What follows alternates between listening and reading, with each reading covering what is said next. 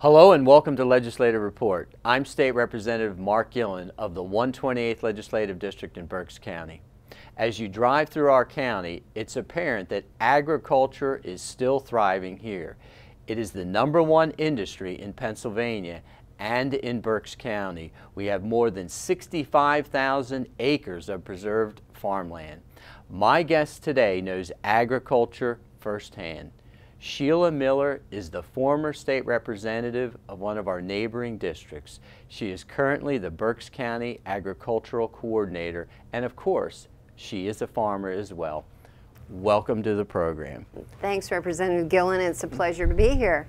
You're a farmer. Tell us a little bit about what you do when you're not in the courthouse working.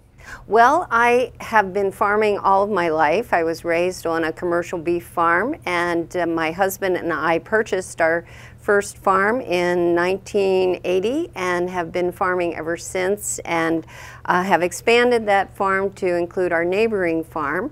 And so we actually cultivate around 150 acres of our own, and then an extra 100 that was my parents' farm. So it keeps us out of trouble, and we raise beef cattle. So a little different than the dairy industry. People think I milk cows. No, I let the calves do that. And you know, we raise those wonderful steaks that you eat on your dinner plate in the evening. You're the agricultural coordinator of Berks County. I want to almost, when I see you, greet you as State Representative Sheila Miller. How often does that occur in the community, and how tempted are you to introduce yourself the same way? Well, I guess once a state representative, you always have that title, but you know, it is. Many people remember me as a state representative representing the 129th Legislative District, and I have a hard time sometimes not saying I'm still the state representative, but of course we know Jim Cox filled that position in 2007 and has been doing a great job ever since. You know, as far as people, they confuse me sometimes even with the mayor, former mayor of Reading, Karen Miller, so I guess we Millers tend to look alike. So I'm especially grateful that you're here because I know you're extraordinarily busy with your work in Berks County, and you've described your agricultural operation back there in the community. I can't imagine that there's enough hours in the day to get all these things done, but you've got some upcoming events in Berks County. Can you tell us a little bit about your office and what you'll be facilitating? Well, when the county commissioners created this position back in 2007, it was to try to continue to bolster the economics of agriculture in Berks County. As you mentioned, it is our #1 industry. And we serve as a leader in farmland preservation, as you also mentioned. So if we have the soil resources, we need to make sure that we keep the people farming in Berks County as well. And so this position was created so that we can look at how can we sustain agriculture in Berks County. It's a broad job description, I guess is the best way to say it. I work with the county in creating programs like a career fair for students to take a look at whether or not agriculture or any of its related fields are something they want to pursue in the future. As well, we celebrate National Ag Day, which we do the first day of spring every year, and that's to bring to everyone's attention where their food comes from, because unfortunately many people forget that it doesn't grow at the grocery store. Farmers have to actually produce that food. And then in June we do Farmers Night at the Reading Phillies, I should say Fightin' Phils. It's going to be hard for me to continue to say Both that. Both of us are going to have trouble with that. Right. But again, we celebrate the farm community, once again trying to make sure that all of the fans understand that even their snack food, the Berks hot dogs that they get there, it's an important link to agriculture and the economy in Berks County. And then in the fall, every year we do a farm tour, which this year is going to be down in southern Berks County in your legislative district area. And we will be bringing to the farms, we usually have around a dozen farms, people of all walks of life, and it gives them the opportunity to actually come onto farms to learn a little bit more about the different and the very diverse agriculture we have in Berks County. I'll be looking forward to that farm tour. I spend quite a bit of time driving in the countryside. I get some of my fresh produce down at Weaver's Orchards, and I've been out at Eshelman's for a Christmas tree.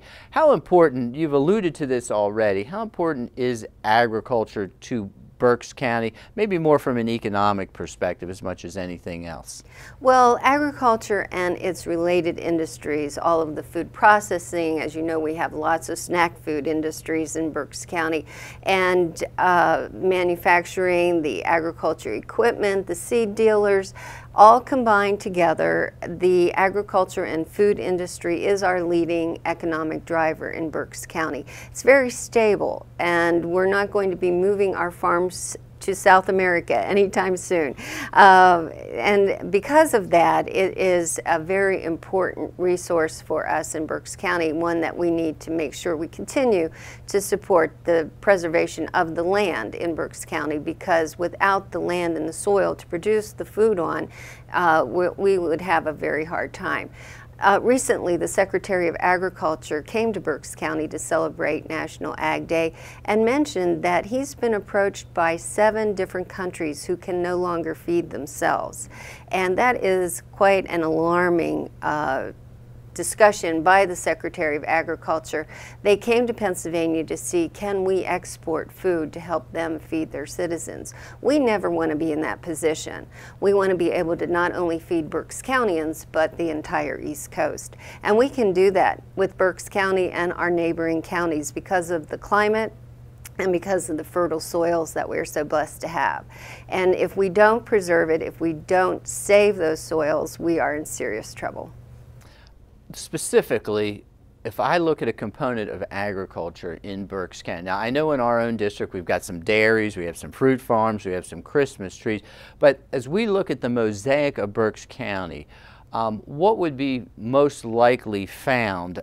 Soy, wheat, dairy. If we had to look at all the preponderance of agriculture that's out there, what would be leading the way in terms of production or dollar value? Dairy is definitely our #1 leading industry in agriculture in Berks County. Farmers milking cows, that is an important part of our industry, and we are in the top 5 in the state in the dairy industry. But not far behind that are Christmas trees, greenhouses. Berks County is very lucky that we have very good farmers and people involved in agriculture in all aspects of the industry, and we're in the top 10 for raising hay, grain, poultry, even beef cattle's up there. So again, we are definitely one of the state's leading counties. Let's talk about healthy lifestyle, eating healthy. I would think having local fruit and produce certainly is a facet, a factor in a healthier lifestyle. That's important to people, isn't it? It is, and one of the things that I've done as agricultural coordinator in the county is to start a local branding program called Bountiful Berks. And Bountiful Berks is a way for people in the grocery stores or for local farmers who do direct marketing to customers to use this local branding program so that people know this was either raised or processed in Berks County. It's similar to the Pennsylvania Preferred program, modeled after it actually. I took theirs and decided a good program could be replicated in Berks County. And that way, all of the wonderful things that we raise and grow and process in Berks County can be promoted, not just in Berks County, but statewide. Farms are businesses, and some are in business on a part-time basis, others are in business on a full-time basis. Farms are under pressure today. Some are actually going out of business. What can we do to help? What do we need to be aware of? Well, programs in the state, like the crop insurance program that was very successful for a number of years, and then because of budget concerns, the funding for that was eliminated. That needs to continue to be available to farmers, because when we have the weather conditions that we have, crop insurance is vital to sustaining the family farm. And again, quoting Secretary George Gregg, we are just one weather event away from disaster and not being able to feed ourselves. So with the programs like the state and the federal crop insurance programs, farmers will be able to weather those serious conditions that could have driven them out of business. No one wants to have a flood or a drought, but when you aren't in a panic as to will I be able to keep my farm because you have insured the crops or the animals in case of a fire. Now that's not part of the state crop insurance, right. But again, those are things that keep the family farms going in Berks County. One of the most remarkable success stories, in my estimation, is Berks County's preservation of farmland in perpetuity. Can you tell us a little bit about the nuts and bolts of the program and how that came to be such a unique Berks County success story? Sure. Well, I served on that county agricultural land preservation board for 18 years, and we got it started back in late 1979 and 80. And since then, we have been very fortunate, and I have the Berks County statistics here. We have saved over 650 farms and 65,000, more than 65,000 acres. And statewide, we have saved 4,300 farms, and that represents nearly 500,000 acres of farmland. Again, going back to my statement earlier, if we can't feed ourselves, we're in serious trouble. And keeping this land resource base available for people to plant crops on so that they can raise the wheat that we need to make the flour, to make the bread that goes on their table, in their toasters, all of this is very important. And we're so blessed in Berks County because we have such a fertile, naturally good growing condition. We don't have to irrigate like the Midwest and the Western states do. We have the kind of climate that we can raise lots of cattle, we can raise hogs, chickens, grains, soybeans, you name it. And again, a great vegetable growing area as well, especially in the Kutztown area. And I know that there are going to be some challenges coming up on Route 222 North where we have to make tough decisions, but I want people to keep in mind that that is some of the most fertile soils in the entire county as we head north through Kutztown to the Lehigh County. Just a word of clarification about that, because I think some amplification is necessary here. Those farms and those soils that are under the Agriculture Conservation Easement Program, that is protected in perpetuity and it's not subject to condemnation proceedings? Well, unfortunately, there is a provision in the state law that does allow for condemnation under certain very specific situations, including highway development. However, then any land that is taken, those funds have to go back into the Farmland Preservation Program. So it's not impossible, but it's not encouraged as well. It's not likely to occur based on what I'm gathering in the discussions that I have with planners, so any corridor that is contemplated through there is going to have to take the Agricultural Conservation Easement Program into consideration because it's not going to easily be violated. Exactly. PennDOT definitely has to take a look at that and historic buildings. And, you know, what I've heard proposed is just a widening at places which would have hopefully a very limited impact on that corridor. Right. We won't get into roundabouts and other things No. That'd take up a whole program. Right. Clean and green.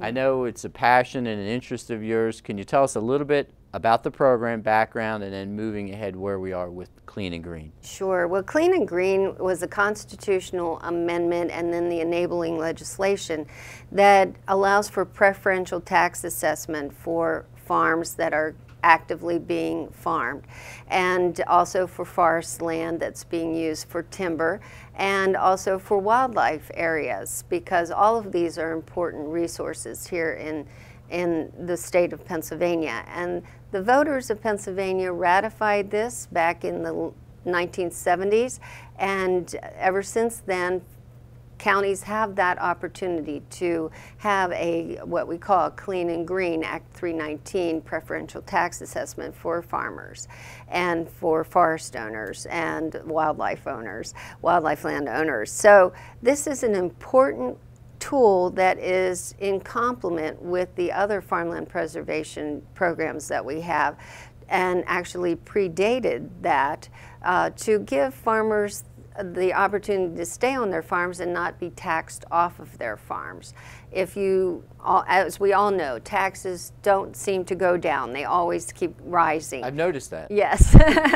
And so what we wanted through this law to do was to make sure that a farmer would not have to sell pieces of their farm just to pay the taxes. And so the farms are taxed at their land use value, not the best use, which is how other properties are, and I don't even like that term, best use, right. But the highest and best use is an assessment term, and usually that's saying, well, if you could put an industrial use to that particular land, that's what you'd be taxed on. And what the Commonwealth decided was, no, you're going to be taxed as a farm and as, you know, the capabilities that you have there. So they look at the soils, they look at lots of different factors that go into that. And again, it's been a wonderful tool. Berks County, pretty much when they did the reassessment in the 1990s, found that a lot of farmers signed up for it, and they continue to use that tool. Is it safe to say then keeping land in agriculture and the clean and green is pretty much going hand in hand? We have people in agriculture today and farms that are sustainable as a consequence of the clean and green program. Right, and the thing is, you know, with clean and green, a farmer agrees to place a covenant on their land saying they will not change that land use for 7 years. And if they do, they have to pay penalties, and they're substantial penalties. So it discourages a landowner from getting out of that program. And by, you know, that was the legislature saying, right, we're not going to give you a tax break and then you turn around and develop your farm. You're going to have to pay penalties, you'll have to pay rollback taxes. So it's one of those very, I think, very fair tools that farmers can use and continue to keep their land in agriculture. It strikes me that the right balance has been arrived at, whereas the Agriculture Conservation Easement Program, that 65,000 preserved acres, is in perpetuity. Mm-hmm. The Clean and Green Program, though you could opt out, it would be with substantial penalty from the program. Tell us about another passion of yours, Barn. I'll let you fill in the blanks. Okay, well, Barn is the Berks Agricultural Resource Network, and this is a nonprofit organization that we created after I became the agricultural coordinator, because I knew that I would need some help getting this enormous task done of keeping Berks County's agricultural economy going strong. And Barn is a network of the farm organizations, individual farmers, farm businesses, processors, retail stores like Redner's, AWI, Associated Wholesalers Incorporated, and we all work together because, as we know today, you need to network. And Barn is my assistant, I guess, in doing many of these programs that I mentioned earlier, the Career Fair, Farmers Night at the Reading Phillies, the October Farm Tour, and again, it's an important nonprofit. It's our way of trying to bring everybody together in working for agriculture. And you don't have to be a professional in agriculture to participate, no, or to be a member of Barn. And in fact, as I recall, it's a rather de minimis amount to join. Right, it is. It's $25 for an individual, $50 for a nonprofit organization, and $100 for a business.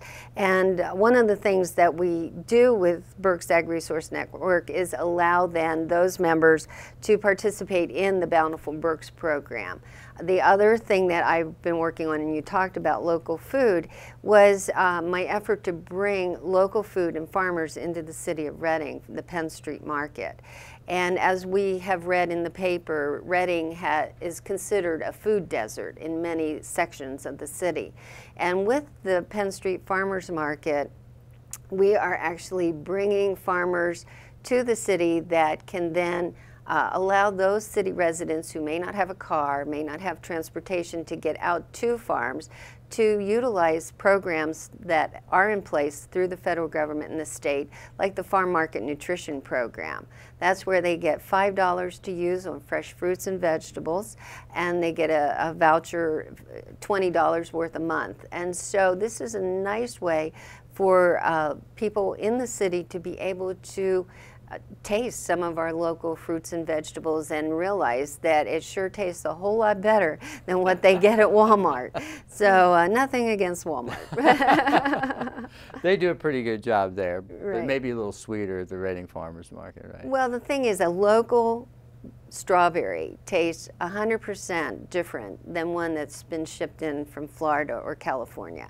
And I've had people come up to me and say, I never knew a local strawberry tastes so sweet, because they'd been raised on strawberries that are actually ripened in a truck as they drive across the country. So again, I encourage people to come out. The Penn Street Market's located in the 800 block of Penn Street in the city of Reading. It opens in June, the first Friday in June, and runs through the first Friday in October.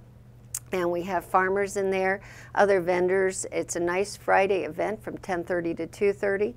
We get music in there, musicians donating their time just because they want to give back to the city of Reading. And this, again, is a great way to get farmers and the city residents to know one another. It sounds like a wonderful thing, and you've got a great commercial pitch for that, and hopefully we'll see increased attendance. My first two legislative products that I got across the finish line, one was in an amendment to the Clean and Green program, which allowed farmers to actually set up a roadside stand without getting themselves in conflict with the law. Local produce, local fruit, Right. set on a roadside stand there. And the other piece of legislation was a adjunct to the Agriculture Conservation Easement Program.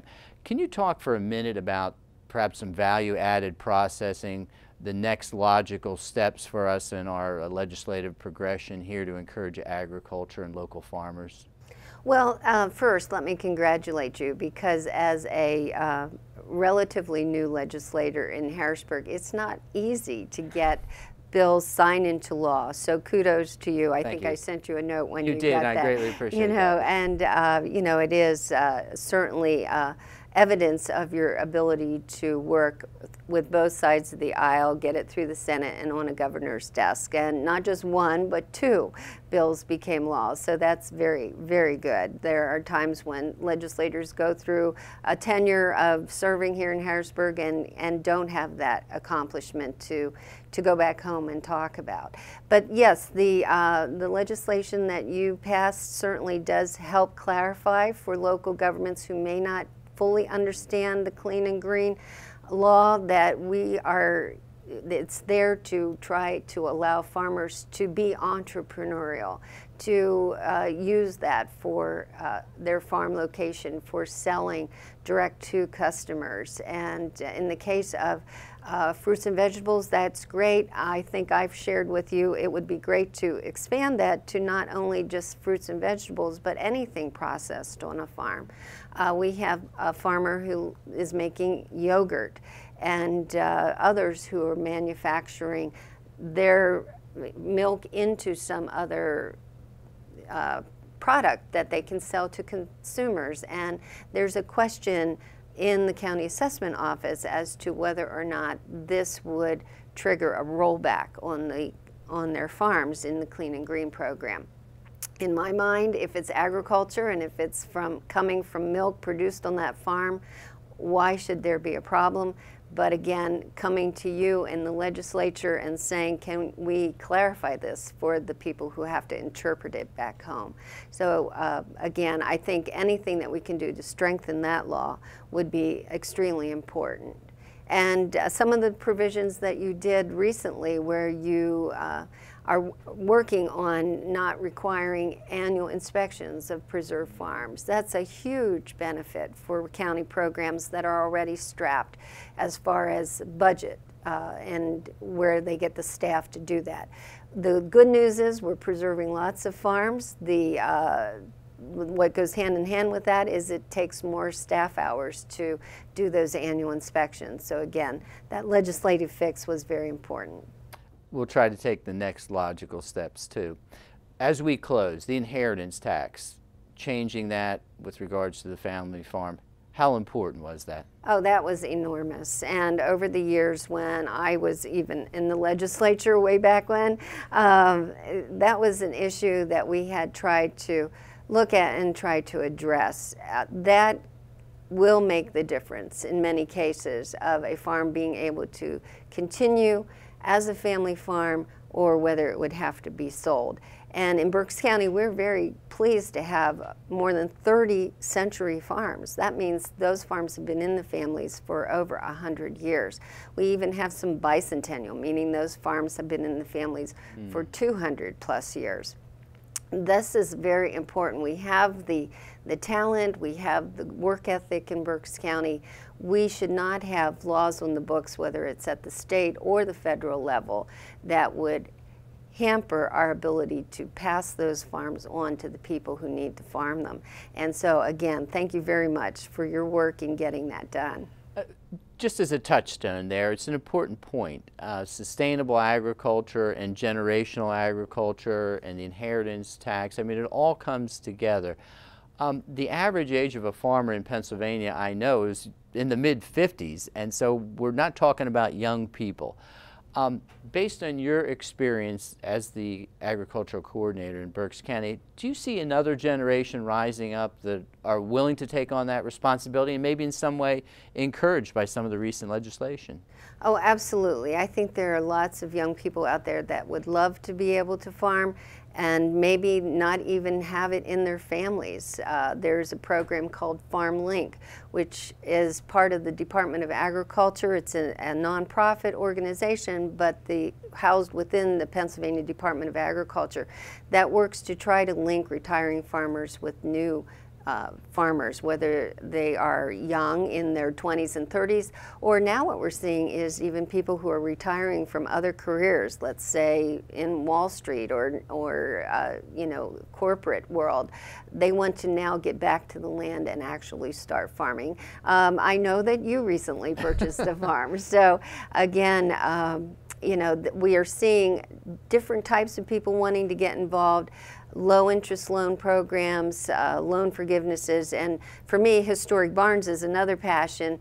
If we could expand that tax credit for people who want to put on a roof or paint that barn to keep it standing.